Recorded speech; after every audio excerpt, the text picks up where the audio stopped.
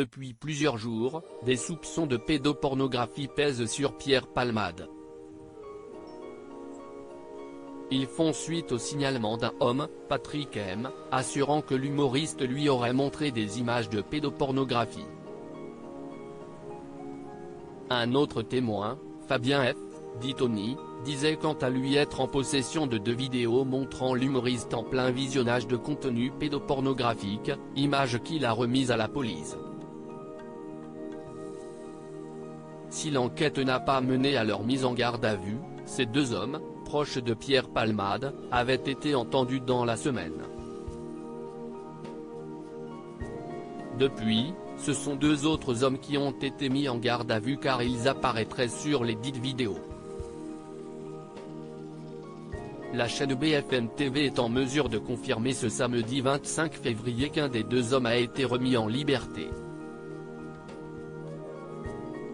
L'autre devrait quant à lui être présenté à un juge d'instruction ce même jour en vue d'une possible mise en examen. D'après la chaîne, ce serait pour des chefs de détention, diffusion de fichiers pédopornographiques et consultation habituelle de sites pédopornographiques. Pierre Palmade toujours à l'hôpital. La descente aux enfers a débuté le 10 février dernier pour Pierre Palmade, à l'origine d'un grave accident de la route ayant fait 3 blessés graves dont une femme enceinte ayant perdu son bébé. D'abord pris en charge dans un hôpital parisien pour soigner ses blessures, Pierre Palmade a été transféré au service d'addictologie de l'hôpital Paul Brousse à Paris, en attendant un possible placement en détention provisoire après sa mise en examen pour homicide et blessures involontaires par conducteur ayant fait usage de produits stupéfiants en état de récidive légale.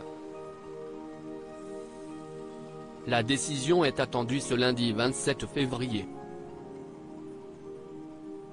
Depuis l'accident, Pierre Palmade est donc aussi visé par une 3e enquête ouverte à Paris pour détention d'images à caractère pédopornographique. Une seconde enquête doit être ouverte pour détention et usage de stupéfiants, après un signalement effectué auprès des services de police. À la suite de ce signalement, les résidences de l'humoriste à Paris et en Seine-et-Marne ont été perquisitionnées. 2 personnes ont été entendues. 2 autres étaient en garde à vue dans le cadre de cette enquête diligentée par la Brigade de protection des mineurs, BPM, qui exploite également du matériel vidéo. En fonction des éléments recueillis, l'audition de Pierre Palmade pourrait être envisagée, avait ajouté le parquet. Pierre Palmade reste présumé innocent des soupçons de pédopornographie jusqu'à la clôture définitive de l'enquête.